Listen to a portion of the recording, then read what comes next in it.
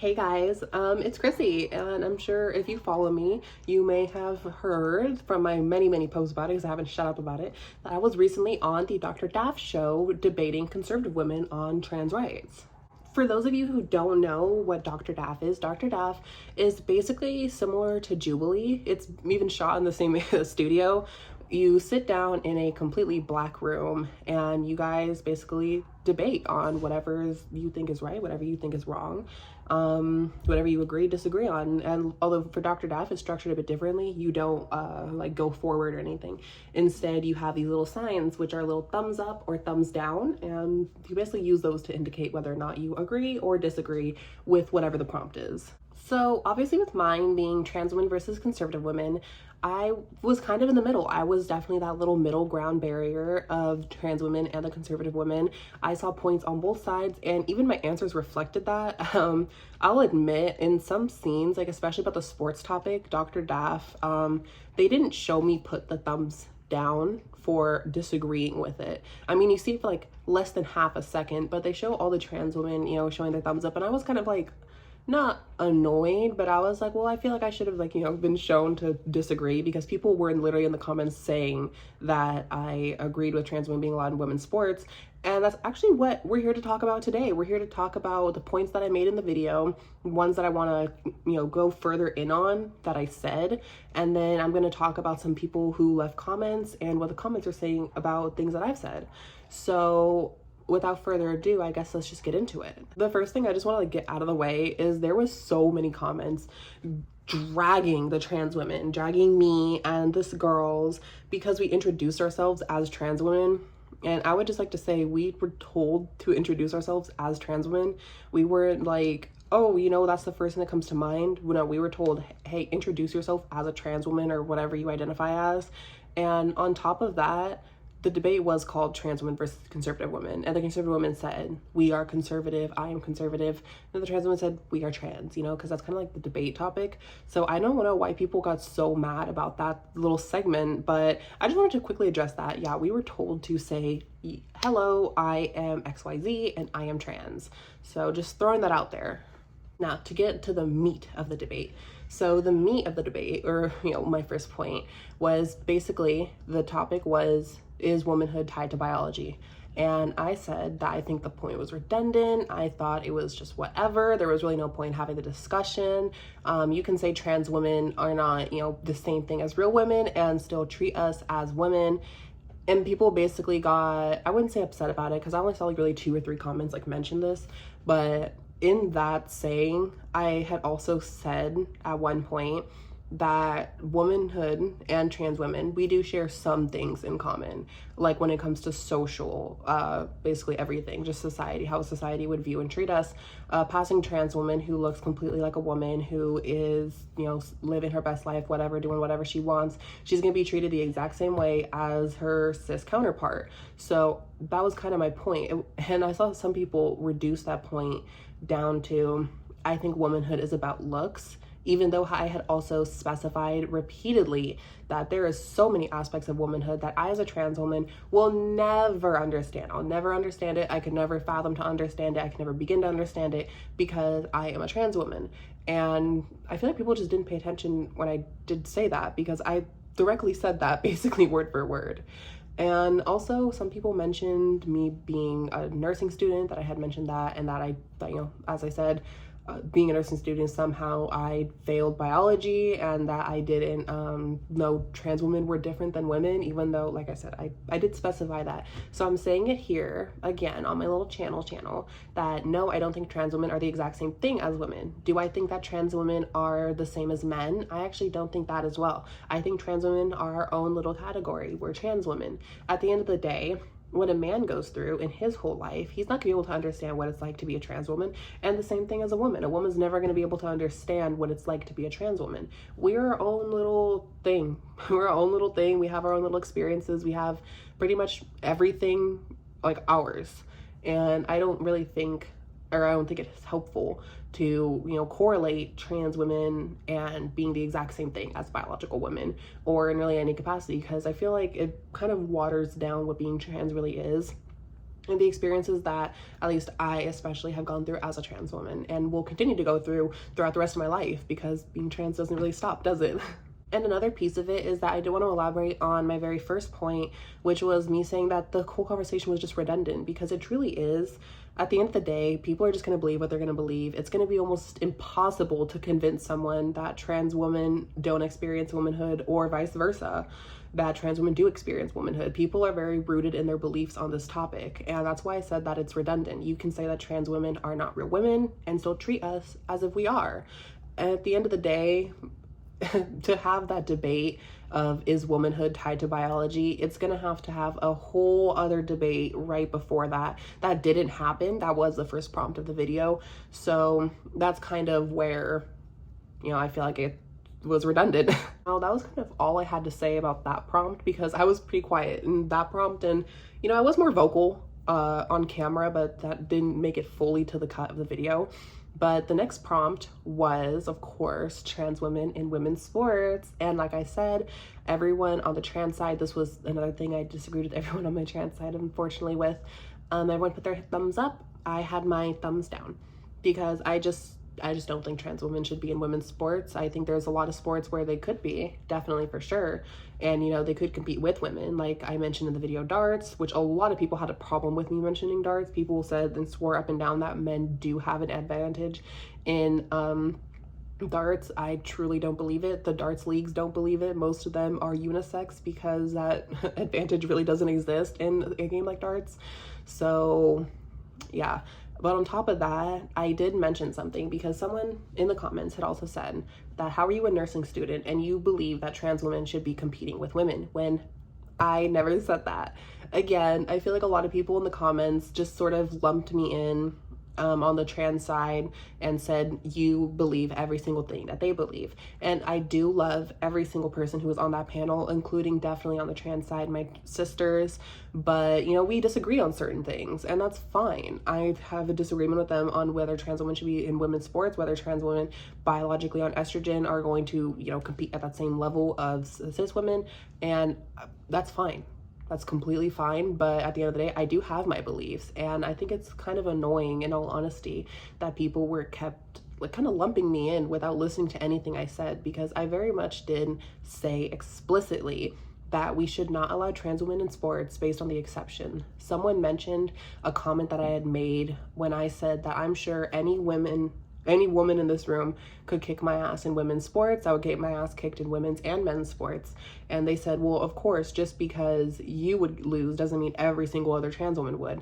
And what's really unfortunate is 10 seconds after I said that, I followed it with, we four are not the monolith of trans people, and we do not represent the entire trans community. So we should focus more on the average, which is the average trans woman is going to beat the average biological woman in most sports. So we should focus on that more than we should focus on, you know, an individual case here and there. And that was in response to the argument that Leah Thomas got 5th place. Because as I basically just said, just because other women can beat this trans woman doesn't mean that that trans woman still does not have an advantage in the competition. And that should definitely be taken into account when considering if we allow trans women or not into female sports. So yeah, I will say definitely I don't agree with trans women being in women's sports, and I wish I kind of got to talk more about that in the video. I'll admit in the video I was definitely much more quiet than I really wanted to be. I kind of wanted to go into the debate, you know, pretty head forward, but I really liked everybody there. Everybody there was really sweet, and I really didn't want to like talk over people. I didn't want to, you know, be rude to my sisters or the people across from me, the beautiful women across from me. And I didn't want to do things like that. I felt very, I don't know, not timid, not docile, but I guess docile, really. I wasn't trying to be super aggressive on my points, even though maybe I should have been a little bit more, because I feel like I didn't speak a whole bunch when I really should have. Oh, and there was this part where Blossom had turned to me and basically asked me what makes me a conservative. And I kind of stumbled hella, because I wasn't expecting that question, if I'm just being completely honest. Like, why are you a conservative, or like what makes you a conservative, what it means to you. And so I kind of just said, I was like, oh, gun rights, you know, whatever. I very much stumbled. What I really should have said and elaborated on was the fact that I am personally staunchly very pro-life. I really don't believe in abortion for pretty much 99% of cases, over 99% of cases for sure. I just kind of think it's wrong. I think you are killing a life when you do have one.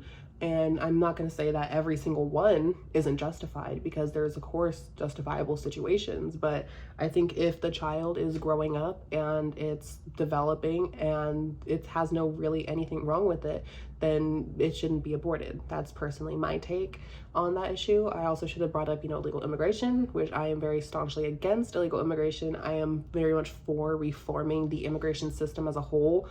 But, until we get that reform, I definitely don't think people should be here illegally. I guess that's just kind of my take on that.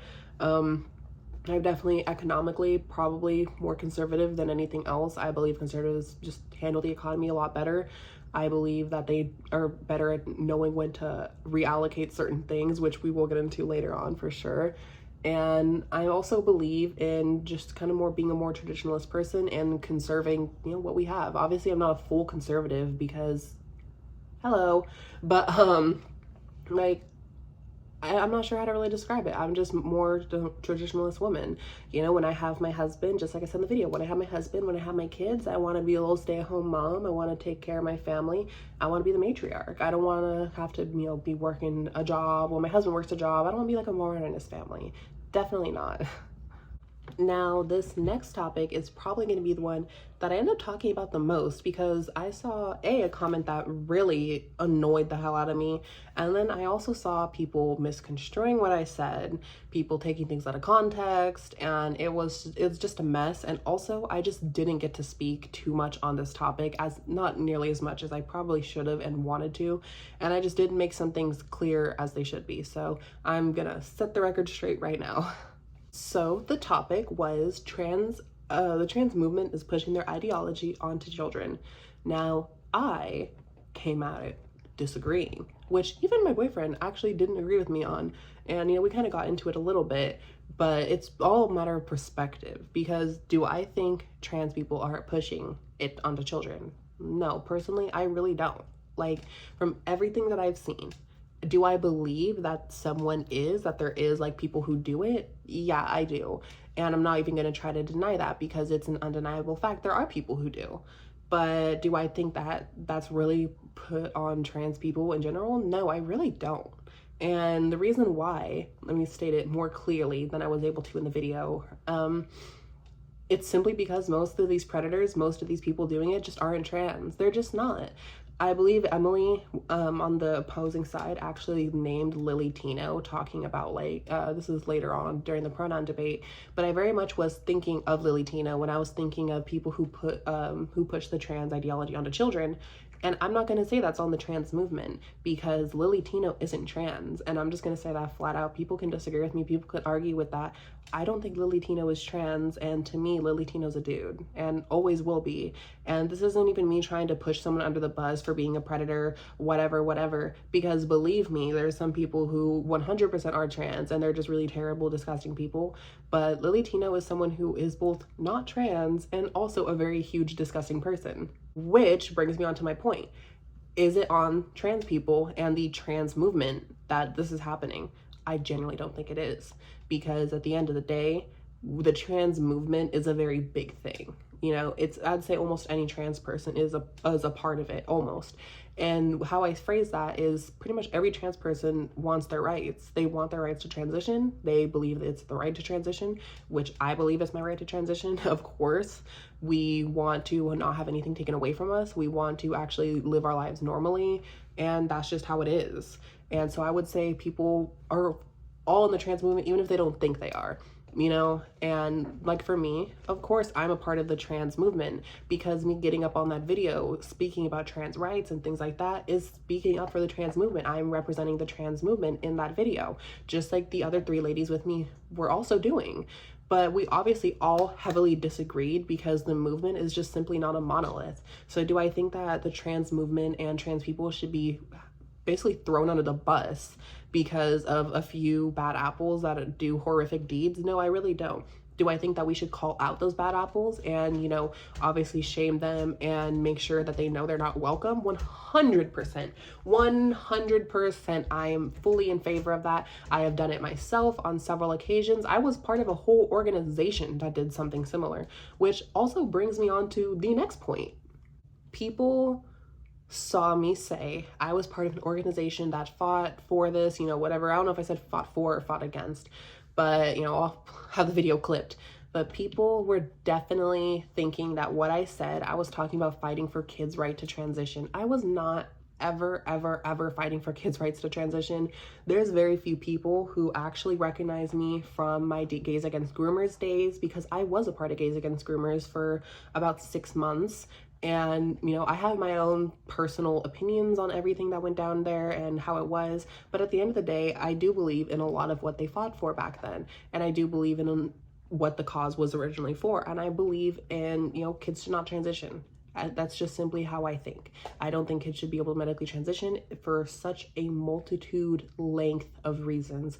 Number one, it is a severe medical change. It is a complete medical change that is not reversible. People can say it's irreversible, or that it is reversible, whatever. It's irreversible. Many of the changes are completely irreversible. Maybe a couple of them aren't. Maybe a couple of them you can change back, but for the most part, they're pretty irreversible. And they're going to be irreversible into your adulthood. So just on that basis alone, I don't believe in it. But on the another basis, I do believe that, like, currently we are too lax on it as is, and we're just kind of handing it out like candy. Some people really think we're not, but I also think that the huge explosion of trans people in general sort of is proof that we a little are. Me personally, I did have to wait a year for my hormones. I had to find a mental health professional and do all this, and that's not the norm. That's really not the norm. And in fact, it's so much not the norm. The only reason it took me a year was because I didn't actually need the mental health professional. They just advised it. And so I believed that I needed it. So if, you know, even if I didn't get that mental health professional, and took a year to do it, then I could have got my hormones a year earlier, and it probably would have been like within the same month of me asking about it. And that was, of course, when I was 19. So, you know, take with that what you will. But at the end of the day, I do think that's a very big decision. And even when I made that decision when I was 19, I was very set in stone. I was very whatever. And I stayed set in stone for about a year. And I got my hormones, and then I would say about another year later, so when I was about 21, I started really having this want to have my own children. You know, obviously I'm not gonna impregnate another woman through that way, but, you know, there's plenty of ways to have your own biological children without actually having to directly do the act, and that's what I wanted to do. I've had, you know, very close friends offer to be a surrogate or something like that, and of course that would be something that I would be interested in with my, and to have, you know, to have my own child. But at the end of the day, I don't think a child can make that decision to, you know, basically defertilize themselves. I'm infertile now because I've been on hormones for so long, and that's not something I regret. But what I do regret is starting them when I did, before I was able to freeze my sperm, because that is something you were offered, and I just didn't have the money for it. I didn't think that I would care about it, and lo and behold, I do regret not doing it.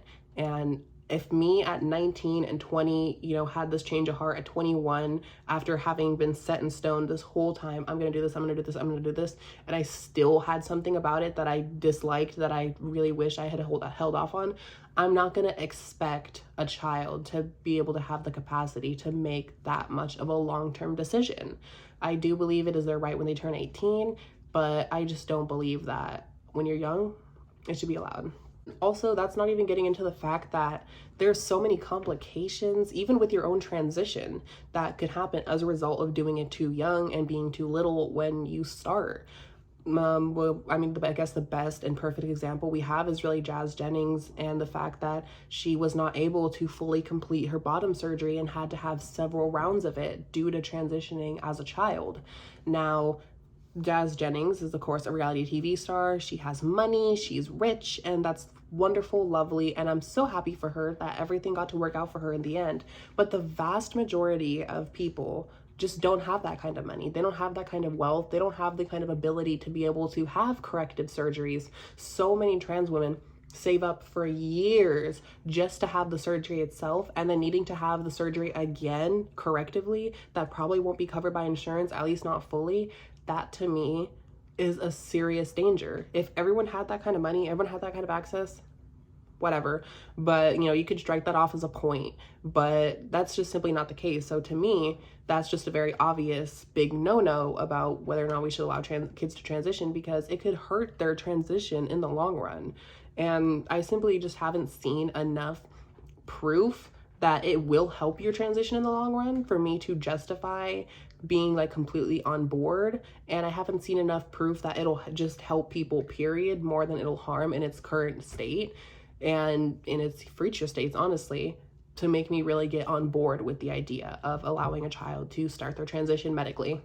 Now that's talking about just medical. Now let's talk about some social things, because there was a couple comments that mentioned certain things I said that said I was victim blaming for victims of, P word, and me saying P word, me saying pedophile. I'll just say it, pedophile. I'm on my own channel. I thought it was really weird. I thought it was really stupid to really come at me and criticize me, if I'm just going to be completely honest, because of the fact that I said that pedophile is a harsh word. At the end of the day, we're on YouTube. We are on YouTube, and YouTube is very strict with everything. They're strict with monetization, they're strict with flagging videos, they're strict with limiting your reach, and all three of those things can happen if you say too much stuff that's considered inappropriate, which that word very much is. I'm not saying that we shouldn't call pedophiles because it's a harsh word. I'm saying it's a harsh word because it's very much a harsh word, and it is something that you can get in trouble with the very platform that I am speaking on and that I was speaking on in that video for saying. So no, am I sympathizing with pedophiles because I said pedophile is a harsh word? No, I'm not. And I think that's really ridiculous that anyone would even assume that. I think it was very obvious what I meant in that section, and that's just kind of all I have to say on that. The next thing I kind of wanted to address, and not even kind of, I actually really want to address this. Someone said that I was a victim blaming, and I was blaming the parents for their children being assaulted because I said that as a parent, if you cannot provide a safe and loving space for your child, they're going to look for it elsewhere. That is simply true. That is simply the matter of the fact. It's how things are. If you do not love your child, if you do not provide a safe environment for your child, they will become more desperate to seek that attention, to seek that safe space from other places. Now, what do pedophiles do with kids like this? Well, they lure them, they groom them. That's literally how grooming happens, is a lot of kids will feel downtrodden, they'll feel down on their luck, they'll feel upset with their life, with their families, with whatever. They'll feel like they have nobody until this one person gives them somebody to trust, to love, to care about, who they feel is, the best person in the world. And then that person from there on influences them. What I said was, you need, as a parent, to always provide a safe, loving space for your child. And people took that as me also saying to always affirm your child if they are trans, even though I specifically said in the video, this does not mean to affirm, yes, you're whatever. I believe that was actually my exact words. My point was to just always know and let your child know that you will be there for them and that you will love them, so that way they don't end up in spaces where they're seeking that attention and love and affection from another adult, and that adult takes advantage of them.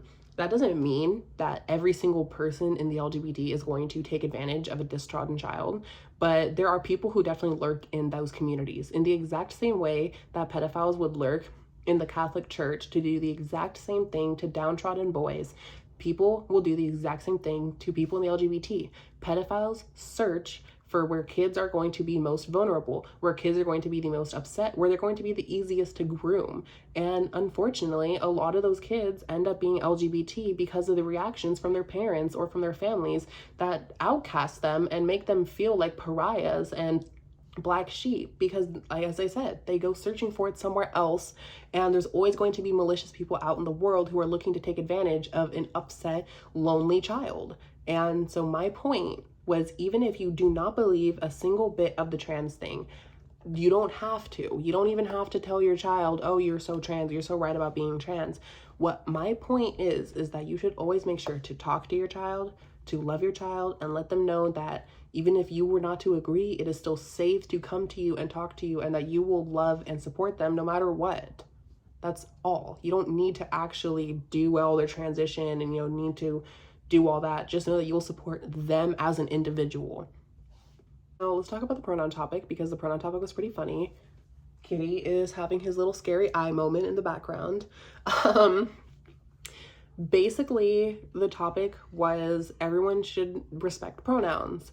And something came up where I had said that in the workplace, I do believe it can be a bit bullying to misgender people. And I just kind of think that's true. That kind of goes for a lot of things. You can be like, oh, well, it's true that you're biologically male. Oh, well, it's true that your pronouns are he, him, or whatever. But at the end of the day, there's a lot of things that are true that you shouldn't say. It's kind of rude and it's kind of weird and it makes things awkward. And when you're in a workplace where everyone is a coworker, you all have to trust each other, you all have to like each other, I think it's odd to purposely target and basically harass someone for their gender identity and how, whatever it is. I'm not even gonna say how they identify, because it's not an identity thing. We're just this way. At the end of the day, we are just this way. So I'm not even gonna say it's how they identify. It's just how they are. When you talk about gender dysphoria and talk about all these things, purposefully going out of your way to trigger someone's gender dysphoria is just weird. I don't know why you would do it, and it's a moral grandstand at the end of the day. And what I was specifically referring to in my situation, in my case, because I talked about it as well, was people who know your correct pronouns, people who even acknowledge them and then refuse to use them, or they know it, they find out you're trans, and then they start switching it up, because that to me is also pretty shitty and pretty just kind of bad person behavior, in all honesty. You can call a trans woman a man all you want, but at the end of the day, it's rude. Just like you can call a fat person fat, it's still rude to call that fat person fat. Just like it's rude to call a kid with Down syndrome a retard just because they have Down syndrome. You should not be doing these. I'm sorry, I don't really know what to say more on the topic. It's just, these are things that I really shouldn't be doing, and that I don't really get why we have to have the conversation of if it should be allowed or not. Should it be allowed legally? Yes, because I believe in complete free speech. Emily said it best, it's all or nothing. But should it be allowed in the workplace? Well, you know what? That's just going to be up to the individual workplace, and that's going to be up to everyone else. At the end of the day, if a workplace doesn't want you misgendering its coworkers and the people that they chose to hire, then they're going to do something about it, and they're going to take our side. And if they do and they don't care, well, then they're not. And that's just how it's going to be. That's how the cookie crumbles. But that's my take on that. Actually, there is like one more part that I did want to talk about, the whole pronouns thing. Is Scarlett had mentioned if someone calls, or is like, oh, can you call me sock? That of course you're going to do everything to make that person happy, and you're like, of course, work. And I agreed with that, because I've had friends who use neopronouns, who use noun pronouns and things like that, and I have used them. However, do I think most people would? No, simply no. I don't think people really care if you accidentally get something wrong after you're told, but I genuinely don't believe workplace harassment laws should apply to things like pronouns when it comes to like neopronouns or crazy ones. Like, you can't really say, I want you to call me bun self, or heart emoji self, or knife self, things like that, and then expect people in the workplace to take you seriously, let alone to actually do it. So I guess there is some leeway and some wiggle room in there when it comes to my opinions on workplace and, calling trans people the correct pronouns. The very last thing that I'm going to be addressing, and I'm saving this for last because I'm not so much going to be addressing it.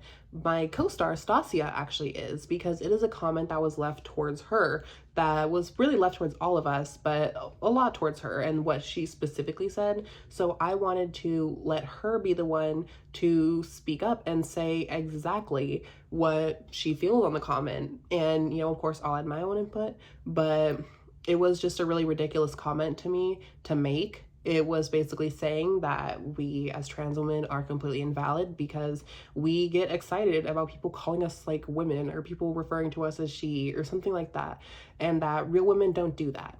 And sure, maybe not you. There are definitely women who do, but whatever. I'm going to let Staceia respond to the comment that was addressed towards her herself. Hello, of course. I didn't see that. So that was my first time reading it. I've read a couple of the comments, but it's crazy because if you listen to my verbiage in the video, I use like the terms girl and woman very strategically because I do know what my girlhood looked like and I know what my womanhood looks like, and there are still parts of me that are experiencing my newness of the girlhood and all that stuff. But it's wild because all I was doing was explaining like where my life has gone before, and I didn't explain what it was like before I came out. But I did not work. I was in and out of like treatment facilities for eating disorders. I was just a mess. Like if on the opposite end, if they would have talked about me then, it would have been that I was not a functioning member of society, all that stuff. So all I was trying to do was bring awareness to the fact that since I've accepted my truth, I've been at the same work since I was 21. So, my promotion has come with time and working my ass off and making sure that I am working 2 times harder than anybody else around me because I'm a trans woman in a women dominated space, and I have never personally met any trans leadership. So I was more so just celebrating myself. It's just kind of wild reading something like that. Like I still am working towards things, and I don't have certain, like for example, like just to be personal, like I don't have the tits that I want. Like they're not shaped the way that I like, and I'm still developing my boobs, and I have not reaped the benefit of having fully developed breasts at 26 years old as a grown woman. It's like that comment just doesn't make any sense to me. There you have it. And I agree with pretty much almost everything that she basically said.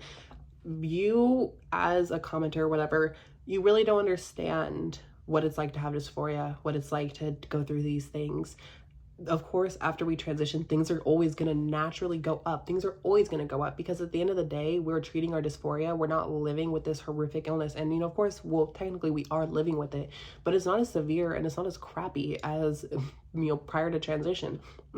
Before my own transition, I was always feminine. I was pretty much always the way that I am, but it was in a very, I don't know, not male way. I wouldn't even say that. It was just more so I wasn't owning up to it. Like there were so many things that I was insecure about myself, how I looked like, my body, my fat, like how I was shaped, what I wore, things like that. My hair, because my hair was like down to here at one point, obviously. And when I transitioned, just so much stuff has gone up. I relate to her so much on that because I'm just happier about myself for the first time literally in my entire life. And I'm not kidding when I say in my entire life, that I have felt like I actually look good. I actually have some form of a good appearance. I, don't think I'm the ugliest person that has ever walked the earth. And of course, I still have those moments a lot, even sitting next to a trans woman as beautiful as Scarlett and as passable as Blossom and as amazing as Staceia, I, of course, felt completely inferior and I felt so dysphoric because all 3 of those women, I felt just were way more passable, way more beautiful than me. And so doing that, of course, like I said, we're always going to have our own insecurities. We're always going to think ourselves as flawed or, have our own little things. But transitioning, to say that it hasn't helped me, to say that it's whatever, of course it has. And to say that, oh, well, as a real woman, that doesn't happen for us. Well, the reason it doesn't happen is because you don't have to fight for it. You don't have to be fought to be recognized as yourself. You don't have to go through your whole life thinking that you are one way and to finally have people recognize you as that way. You don't have that. What is something that you could relate to us on, that you could probably see it from our perspective, is maybe weight issues. If you as a woman have been larger and you see all these skinny models and things like that, and so you want to be smaller too, and so you lose the weight and people start acknowledging your weight loss, you're going to feel absolutely phenomenal. You're going to feel amazing. You're going to feel like the work that you just did was worth it. And that's what happens for us when we transition and people call us girls, people call us women, because it's like, oh, look at that, the work that we put in, the effort that we put in, the years of everything, it's ending. It's working out for us. We're living, we're happy. And to kind of dumb it all down to like, oh, well, women don't have to go through this, so then it's therefore invalid for you. I just think that's ridiculous. I think, as I've said, a lot of things are, I just think it's silly, and I don't think it's something that even should have been said or mentioned because it wasn't a good point. Anyway, guys, that's gonna be about it for me. So thank you guys so much for watching. Thank you for supporting me. Thank you for sticking by through my complete content drought. I love you guys so much. Mwah. And hopefully you'll stay tuned for what I have in the future. Peace and love you.